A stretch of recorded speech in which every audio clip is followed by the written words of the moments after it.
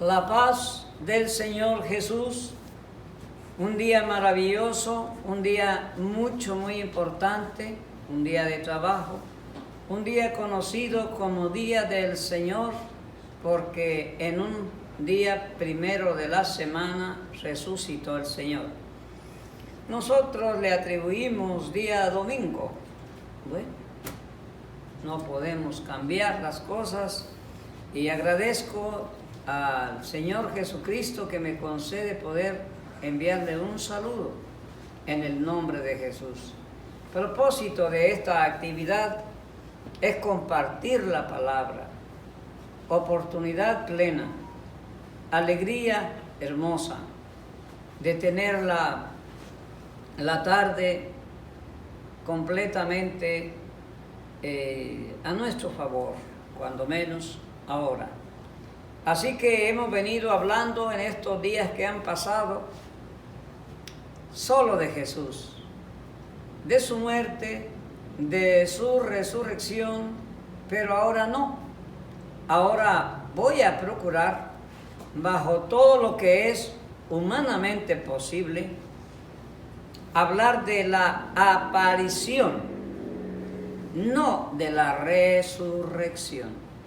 Hemos compartido medianamente, no con todo lo que lleva ese hecho maravilloso que sucedió allá en el tiempo pasado y que nos ha dado el privilegio y la oportunidad de saber para poder creer. De manera que ahora vamos a escuchar algunos puntitos verdaderamente importantes con respecto a la aparición, que es como se le puede llamar. Hay una persona que existió llamado Pablo, que también en ese entonces se llamaba Saulo. Saulo se llamaba en el tiempo de su comienzo al servicio de Dios. Y se halla esta historia en Hechos capítulo número 9. Hechos 9.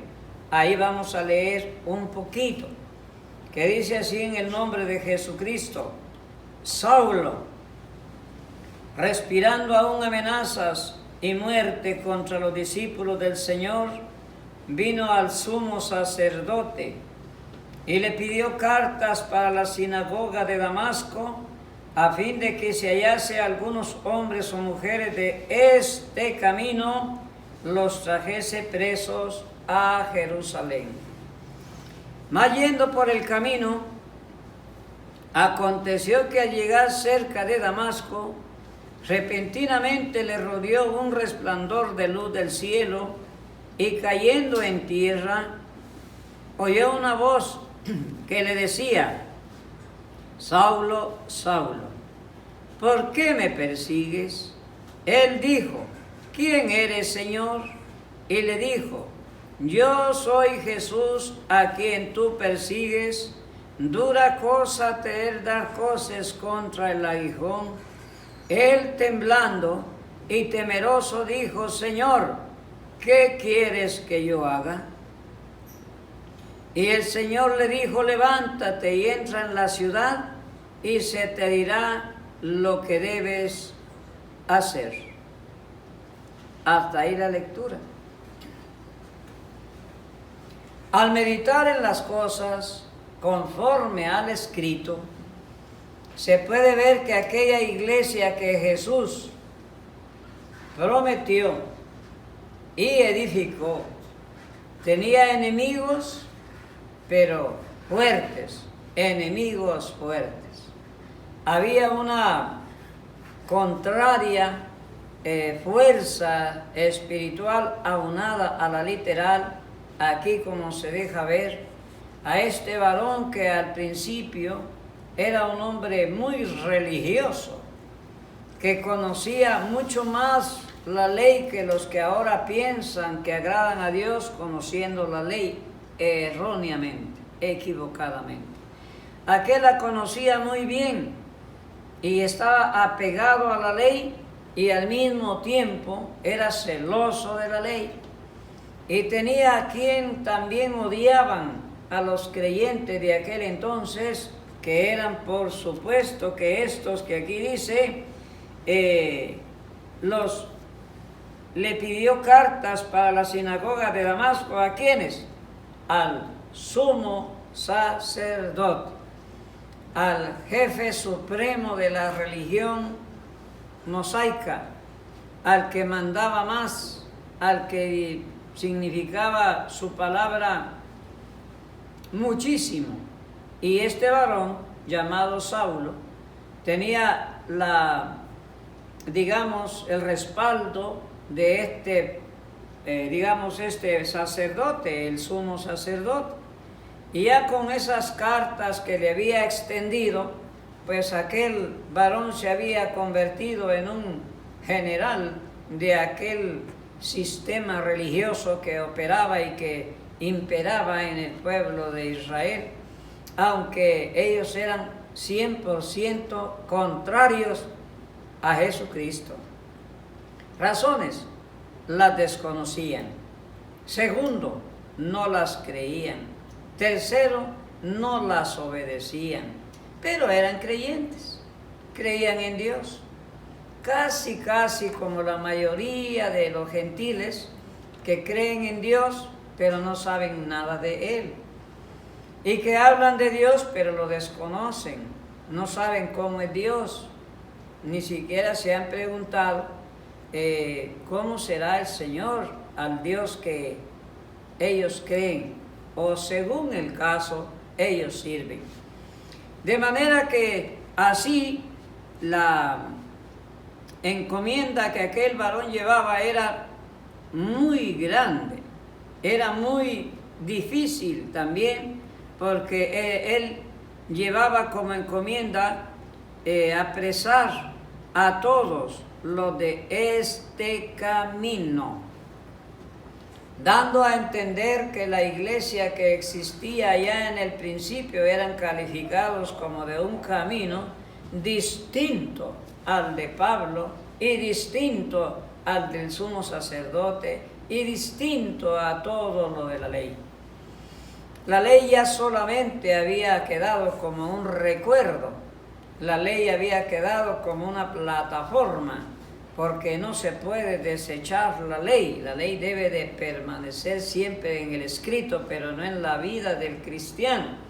Y eso no lo entendía Pablo, no era para él todavía, aunque él después dice que Dios lo escogió desde el vientre de su madre.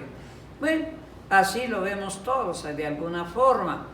De manera que cuando llega ya digamos a la entrada de aquella ciudad llamada Damasco, que era por supuesto un puerto marítimo, ahí sí que no habían las carreteras que ahora se presentan para ir a cualquier puerto de la República Mexicana.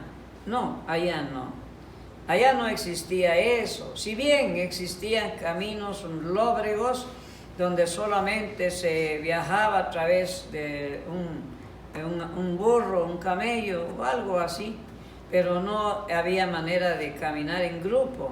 Ellos viajaban solamente en embarcaciones, en barquitos medianos, grandes o como hubiera, pero ese era el medio de transportarse en aquel entonces.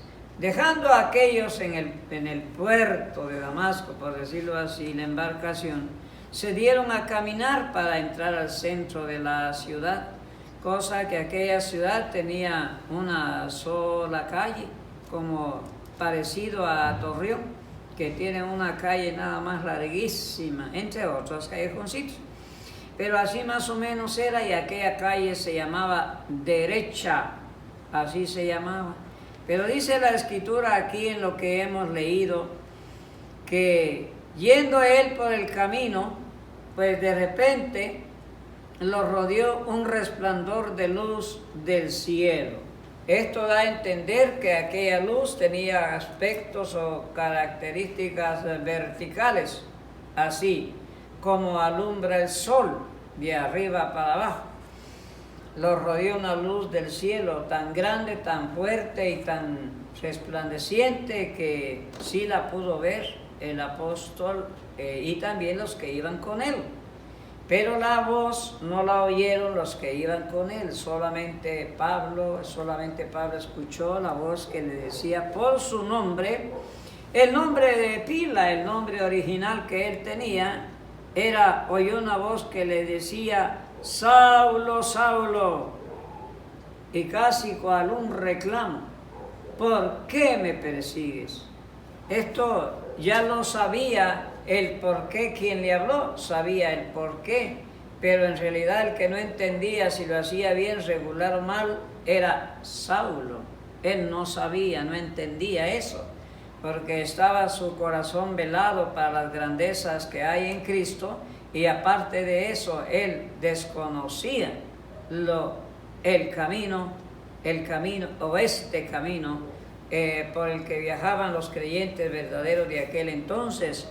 De manera que, como era un hombre bastante experimentado en su religión, se espantaría o no se espantaría, lo dejamos pendiente. Pero él contestó, él dijo, voy por el verso 5 del capítulo 9 de los Hechos de los Apóstoles. ¿Quién eres, Señor?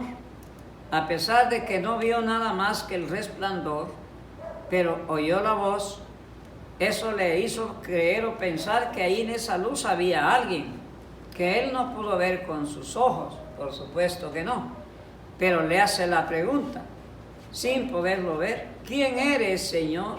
Da a entender que era un hombre de decisiones prácticas y verdaderas. De manera que le contesta, yo soy Jesús a quien tú persigues. El apóstol Pablo no iba persiguiendo a Jesús en sí, porque él iba nada más persiguiendo a los del camino de Jesús, iba persiguiendo a los del nombre de Jesús, iba persiguiendo a los que se bautizaban en el nombre de Jesús. A ellos perseguía a Saulo para llevarlos presos. Pero Jesús le sale al encuentro y le dice, ¿por qué me persigues? Ahí el estudiante de la Biblia tenemos que considerar algunos aspectos muy importantes que le pueden servir en el futuro. Y entonces Jesús le hace esa aclaración, ¿por qué me persigues? Y le sigue diciendo, dura cosa te es dar coces contra el aguijón. Un cos es un golpe.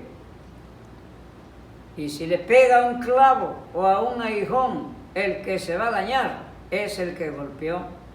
De manera que Jesús le dice, te vas a lastimar si le pegas a un aguijón. Tanto así es el peligro de perseguir a la iglesia de este camino. Cuando a uno de la línea de Jesucristo, de Pablo y los demás, es perseguido, maltratado, odiado y aborrecido, aquel quien aborrece y maltrata es equivalente a darle un golpe al clavo, porque se va a dañar, aún en el día de hoy. Porque aquello que Jesús comenzó a hacer a través de aquellos siervos se sigue repitiendo en el mundo. Todavía hay varones que creen verdaderamente bien, respetan la palabra y son de alto contenido para Jesús, también para la iglesia local, y para los demás pues sabemos que no.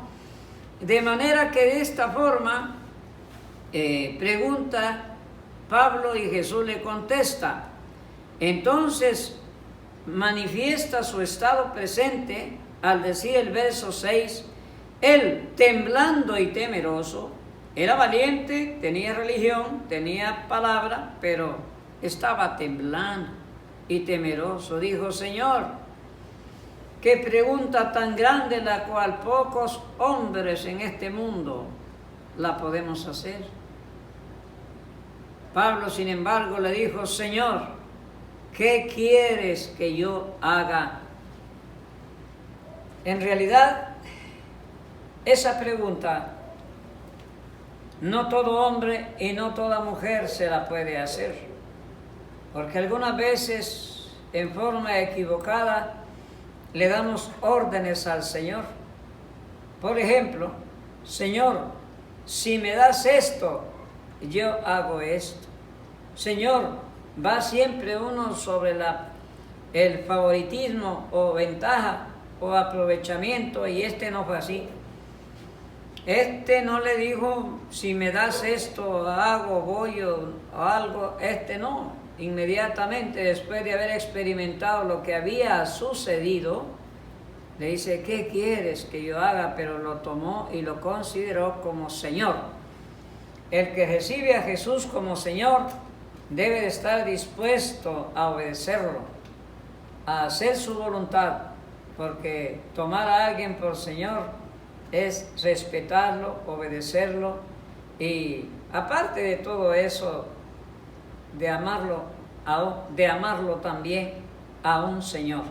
Y aquí en este caso Pablo dijo, bueno, a ver, dime qué quieres que yo haga. Jesús le sigue diciendo de la siguiente manera, y el Señor le dijo, levántate y entra en la ciudad y se te dirá lo que debes hacer. Hasta aquí llega el Señor con el diálogo que entabló con aquel varón llamado Saulo. De ahí para adelante, a Saulo lo capacitó, lo instruyó, lo bautizó un varón que estaba allí en esa ciudad de Damasco. Ahí había una ciudad y ahí estaba un varón llamado Ananías. Este servidor de Cristo ya ahí permanecía, posiblemente a la distancia que no la sabemos, pero ahí vivía en la misma ciudad. Y Jesucristo le hace una telecomunicación, por decirlo así de alguna manera, en sentido figural, una telecomunicación que se puede llamar una visión. Aquí se deja ver en el escrito la palabra que fue escrita por Lucas en el Tratado de los Hechos de los Apóstoles, que dice aquí la palabra, había entonces en Damasco, ya me pasé al versículo número 10, había entonces en Damasco un discípulo llamado Ananías, a quien el Señor dijo en visión, Ananías, y él respondió, heme aquí, Señor. Y el Señor le dijo, levántate y ve a la calle que se llama derecha y busca en casa de Judas a uno llamado Saulo de Tarso, porque he aquí él ora, y ha visto en visión a un varón llamado Ananías, que entra y le pone las manos encima para que recobre la vista.